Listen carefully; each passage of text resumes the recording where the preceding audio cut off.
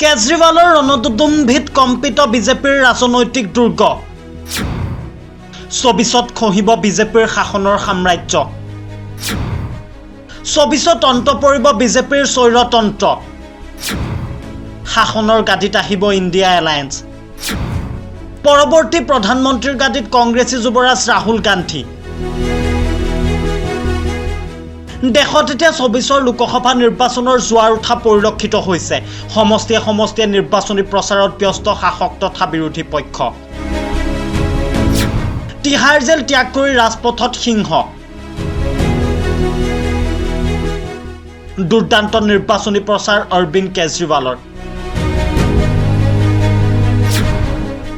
এইবাৰ কেজৰিৱালৰ target শাসনাধীষ্ঠ BJP চৰকাৰ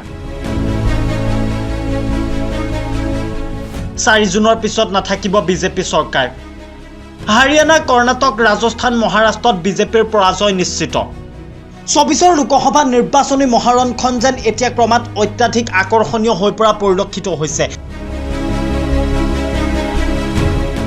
ইজনৰ পিছত সিজনকৈ কেন্দ্ৰীয় হেভিৱেট নেতাৰ আগমন তথা ইজনৰ পিছত সিজনকৈ কেন্দ্ৰীয় হেভিৱেট নেতাৰ নিৰ্বাচনী প্ৰচাৰে অত্যাধিক আকৰ্ষণীয় কৰি তোলা পৰিলক্ষিত হৈছে ২০২৪ৰ লোকসভা নিৰ্বাচন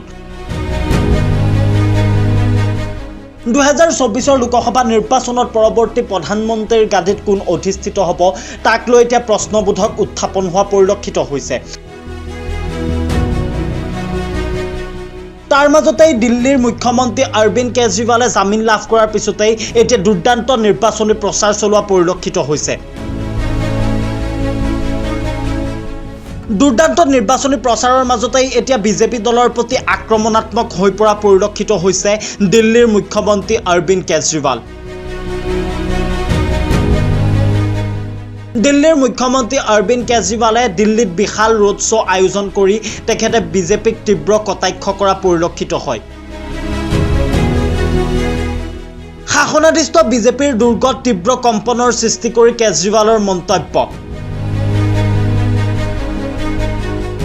৪ জুনৰ পিছত নাথাকিব বিজেপি চৰকাৰ ইণ্ডিয়া মহাজোঁটে দেশত গঠন কৰিব চৰকাৰ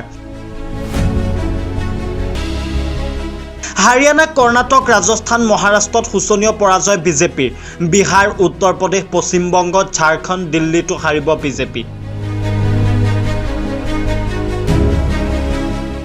জেলৰ পৰা ওলাই দিল্লীত কেজৰিৱালৰ ৰোড শ্ব' বিজেপিৰ বিৰুদ্ধে আক্ৰমণাত্মক আপৰ মুৰব্বীগৰাকী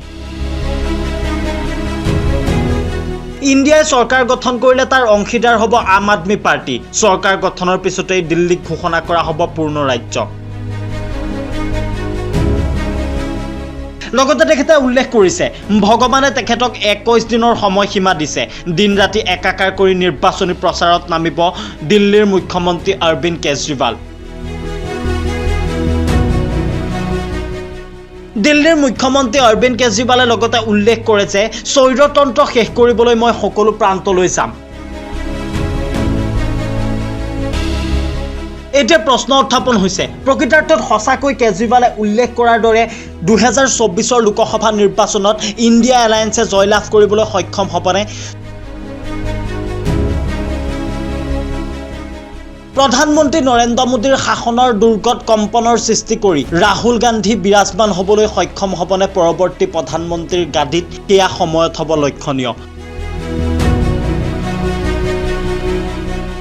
পলিটিকেল ডেস্ক ৰিপৰ্টাৰ অসম